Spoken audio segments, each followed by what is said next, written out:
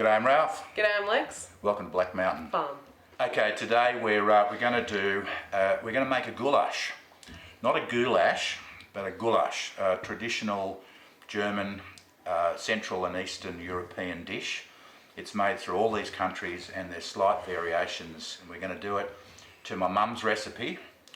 We've got about 1.5 kilos worth of meat here, which is 3 pounds. And everything we've got here is, we're going to explain it in lots of a pound or half a kilo. So we'll go from there. The ingredients we've currently got are, we've got some chuck steak, which is stewing meat. That's, we'll do a close-up on that and show you. It's got some fat in there. We definitely want some fat to be able to render in through and just give it that silky appearance at the end. We've got onions and garlic, which is a fairly standard gravy start. We've got a series of spices here, which are caraway, nutmeg and paprika. And we've got 1.5, well actually there's 2 glasses of wine. Who gets the other half? Me. Oh, okay, Lex gets the other half. I'll show you all that. So what we're going to do is start the process off by cutting the meat into around about 1 centimetre squares or cubes. So I'll get Lex to start that, which is, you've probably seen people cut meat before, so we won't bore you with too much detail. Yeah.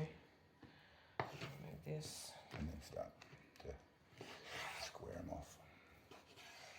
Right, so while Lexi's cutting the chuck steak up here, I'll give you an idea of the spice mix.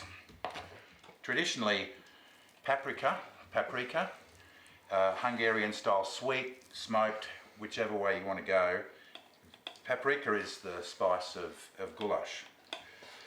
For this particular recipe, what we're talking about is 2 teaspoons per pound or per half kilo, so 6 in this particular recipe. The next ingredient is nutmeg, and ideally you adjust the nutmeg based on your tolerance of it. Some people don't like it, other people do like it. I love it, and so does the rest of the family.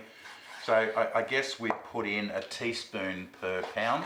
So we're going to put 3 teaspoons in this mix, and then we'll adjust it up at the end. And finally, the taste of Eastern Europe, the smell and taste of rye bread, caraway seeds. They are such a vital part of this recipe. You just wouldn't think of not putting them in. Same quantity, probably less than 1 teaspoon per half kilo. So I'll put in 3 not quite level teaspoons, and we can always adjust at the end. So that's the spice mix, and that's my fairly standard spice mix. So we're going to actually put the meat now in a bowl and let this marinate while we're cutting and browning the onions and the garlic. So I'll let Lex do that. I'll sprinkle in this as we're going halfway through, and Lex is going to get her fingers in there and mix it all the way through after we put in a little bit of the wine. So I'll put the last of that on. I think we should probably taste the wine just to make sure it's a decent quality. Yeah? Yeah. Cheers. So this is very nice. It's beautiful. It's not fruity, it's not sweet. We don't want to put sweet wine in there because we don't want the sugars in the wine to caramelise themselves. We just want to add a little bit of flavour. So we're going to put probably half a glass of one of these in.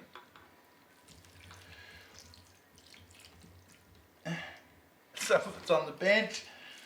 I have to suck that up. Get a straw.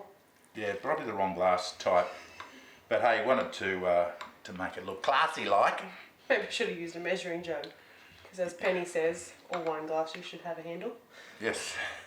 So essentially what we're doing here is half a glass of wine,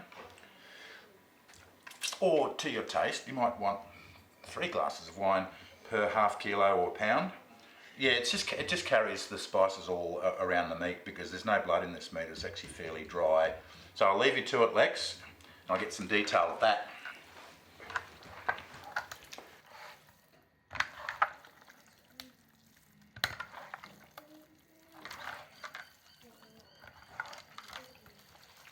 while the meat is marinating here, well, I can start to smell that. I'm going to cut up the onions. It's a fairly standard onion garlic browning. So I'm just going to top and tail these onions. And in the meantime, while I'm doing this, I'll get Lex to put on some oil to gently heat. And we'll be ready to start browning in a sec. Alright, so I've got a nice deep pot and we're getting the oil in here. What we're trying to do is not get a highly flavoured oil. You don't want it to be taste of olive oil, you want it to taste of all the other spices.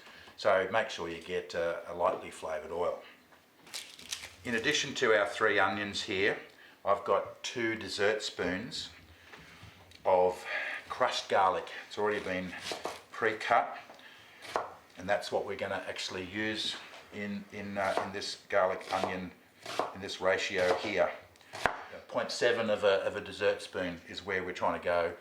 We don't want to overdo it. We can always put garlic in later, but this is not about the garlic flavour here, it's about all the other spices. We don't want to overload this with too much. Those onions have gone in. Now we're going to add our 2.1 dessert spoons of garlic. Have a look how much that is. That's a nice chunk of garlic. Let's put that in now, and that all browns off together. Mixed up.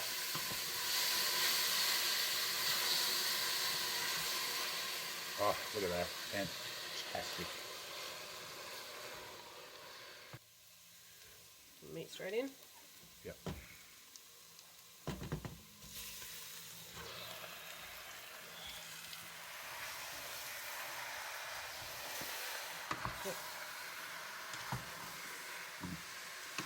Oh, smell that. That wine is just... nom nom. So what do you have goulash with traditionally? Well, in Germany, Poland, various places like that, Hungary, there's some sort of noodle dish. We've actually just got some straight up spiral pasta here. My traditional accompaniment to goulash is an egg noodle from Germany, from southern Germany, called Spätzle. They make it all over Germany and quite a few other places, Switzerland, Austria, which is a particular type of noodle all on its own.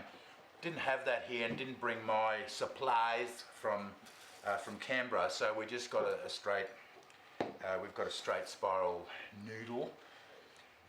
Okay, one other thing that I haven't got on the ingredients table here is tomato. It's passata. Run us through that, Lex. Passata. This is one I prepared earlier. No, so Passata. So today we're using an organic passata. Passata is basically crushed fresh tomatoes. No additives. We've actually got an organic one today. Why? We are not organic. It was what was on sale. So we've got our organic passata, and it's got no flavourings, no seasonings in it, and that's exactly what we're wanting for this dish because we don't want it to take away from the flavouring and the seasoning we've already put in. fantastic. We're going to do that once the meat is browned, and we're going to know by looking at the meat, but we're also going to know by the smell. Once we start... What? Are you doing stuff behind my back? That's what we're talking about. Once we get that brown, we'll get a particular fragrance to the meat, and it's all the sugars are gonna. Thank you, Lex.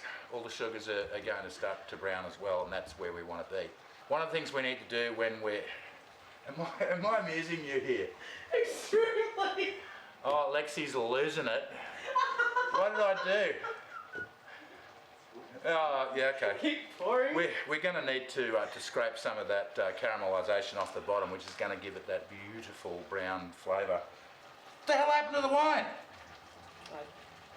No, seriously. Don't know what you're talking about. They started off as 2 glasses. We had some, and then we're going to need to put that in.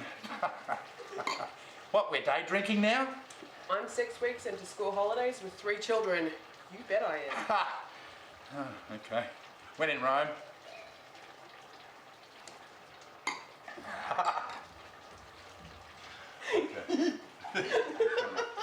Okay, the meat has browned as much as it's going to, so we're going to actually work with it now. We're going to get the passata and magic.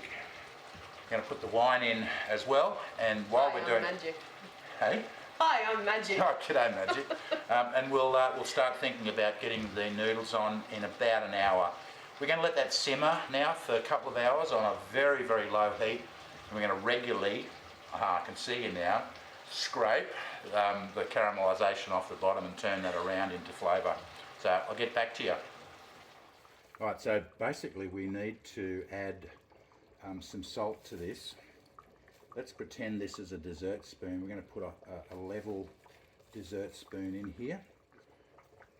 You don't want to be overly generous with salt, but the only way that these flavours are going to mature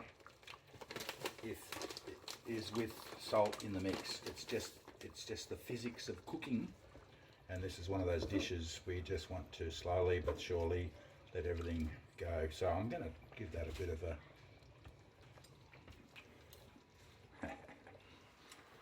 So every time, as long as I can remember, we would go to my Umi and Opa's for a goulash. It was tradition for my Umi to make this beautiful, vinegary, creamy cucumber salad, which is basically thinly sliced cucumbers mixed in a bowl with the perfect amount of mayonnaise, the perfect amount of vinegar, and a really nice sprinkling of pepper. And I don't think I could actually have a goulash without it. Alright, so Lex is layering the cucumber and the herbs, which will be nice, and then she'll drizzle over the dressing, which will just be spectacular. Wow. And then mix very, very thoroughly.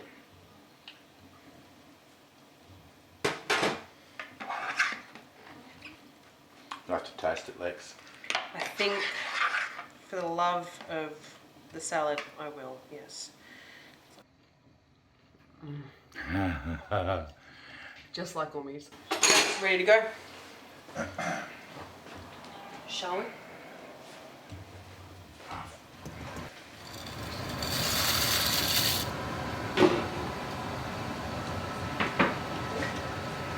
Put a pinch of salt. I did. A nice big one.